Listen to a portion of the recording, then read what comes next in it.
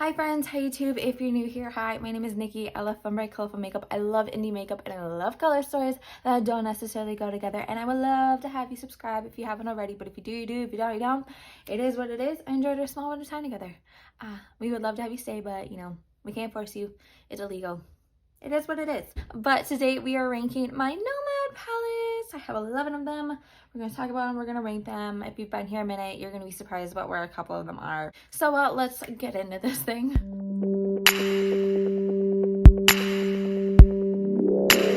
If I seem all over the place and a little bit scattered, it is because I need to be getting ready for work, but I'm on like my second and a half time filming this for you people because the first round did not go out in like film in good quality and I only want about the best for you people. So there's that. So if I am a little bit rushed, I'm sorry. It is what it is. In the number 11 spot is the Okavango Safari palette. It is nice and fluffy. She's soft. She's nice. She's cute. But like I said in the intro, I really am a colorful makeup lover, and this does not necessarily fall into that category. Yes, there are some greens and there's some fun shades in here, but it doesn't really spark anything for me. I think I got this one on a sale, to be quite perfectly honest, but I don't honestly know for sure. But she is fun. She is a cutie patootie, but she just doesn't spark anything for me. I'll maybe have to pull this one out and do like a neutral look for you people at some point. But yeah, this is at number 11. Number 10 is the Fuji 5 Lakes palette. This is one of their newer palettes. I do really enjoy this one. I think she's gorgeous. I'm just not that big of a fan of how mono necessarily chromatic it is. I do think that she is gorgeous. Like I said, I think she's a lot of fun to play with. She's a very good quality, and I see some Christmas looks here, so I'll take this out in December. But due to the fact of how monochromatic it is kind of why it is placed here. Just an FYI. But she is gorgeous. She's a lot of fun. She's a very good formulated bitch. Moving on is the Monte Verde Rainforest palette. This one is here due to the shimmers. I wish that the shimmers in this one were better. Quality, good shimmers. But the color choices, no, because I absolutely love and adore these neons, okay? I love and adore these neons. But due to the fact that these shimmers, they just don't spark something with me and the creativity with me with this palette because they don't necessarily work with all of these neons. I wish that some of them could be changed, like that one maybe, and that one could have been something else, but I can't fix that. But that's why this one is ranked here. Just I do love the colors. I love the neons in here. It's something that I'm going to take out to play with them, but again, this is here because of the shimmers, sadly.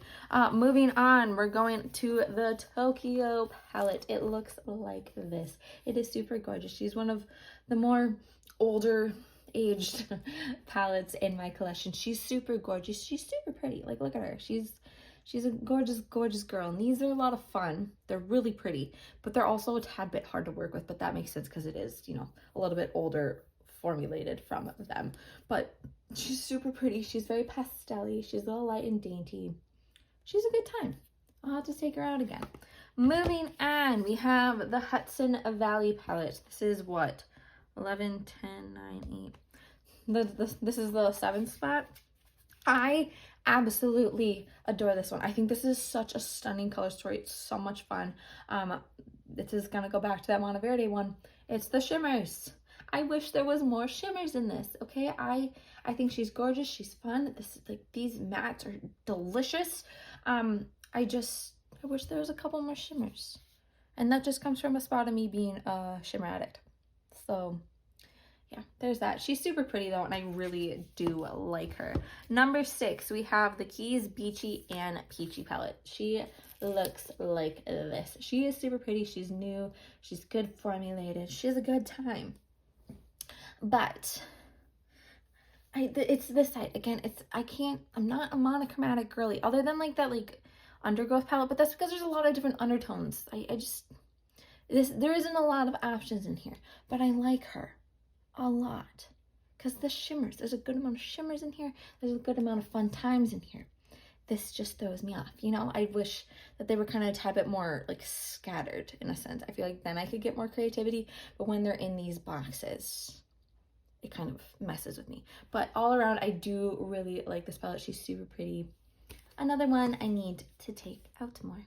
Again, I'm rushing and I'm sorry, okay? My first round was so much better, but you couldn't see anything because it was filmed through a potato. God damn it.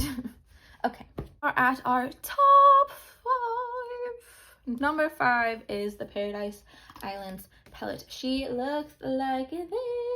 She's super pretty, lots of fun. We have good shimmers that go with the bright colors. We have just a good time in this palette. I really do enjoy this one. I did a look earlier in the year that I can maybe plop up in here. It had gems. It was kind of like mermaid ravey, I think is what I called it. And I really did adore playing with this one. I need to take this one out again. She's just a lot of fun, but the other ones for whatever reason kind of just took higher spots, but she's super gorgeous. She's number 5. Number 4 is the New Zealand Stargazing palette. It looks like this. It has some duochromes. I think this was actually like one of my first like introductions, my god, to duochromes, and that's why this one's just ranked so high. I really did enjoy playing with this one. She's a lot of fun. I can see myself playing with this one around December, New Year's time, so just keep your eyes peeled if you want to see me playing with this one, because this one will be, you know, coming out at some point. But she's a lot of fun. She's super pretty. I adore her. Number 3, we are at the Verona Morte Love and Death palette. She looks like this. This is I got gifted this by Jan Van. I absolutely love and adore. She has such a huge big spot in my heart, my soul, just my life, and I just absolutely love and adore her. So thank you, Jan, again for giving me this one. But she's just super pretty. Another one that I can see myself taking out at, you know, like the end of December. But there's just a lot of fun things in here, and especially now that I'm getting into like my more grungy makeup era in a sense, I think this is just gonna be a lot of fun to play with again. She's just super pretty. I know that it's kind of monochromatic, but I feel like if things were kind of like spread out a little bit more, you know, it wouldn't stress me as much as it does. This one is going to surprise people. I know that if you know me, you know that this one has been at the top of my list for a very long time on all my lists, and it's not this time. It is the Haunted Europe palette. Jan, in like 1 second, I'm going to show the cover. Just an FYI, it's this one. This is like one of their best palettes. It was my introduction to Nomad, so it has a very, very big spot in my heart, and it's also one of their best curated color stories in my opinion. She's just gorgeous, she's fun, she's stunning, she's a good time, and I really do adore her. She's been my baby since I got it, okay? It's been my baby. It's been my number 1. It's weird that it's not at my number 1, but yeah, I really do enjoy this one a whole hell of a lot. It's a lot of fun to play with. Another one that I'm going to take out soon, just an FYI. I'll probably play with it at the end of November. And we are at the number 1 spot. This is going to be something different. I don't necessarily know how to describe why this one got moved to number 1 over Haunted Europe, but it is the Ghost Town palette. I absolutely adore this one. I think this one's so gorgeous.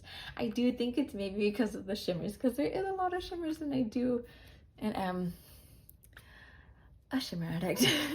But I think it's the grunginess. You know, there's a lot of options in here. It's fun.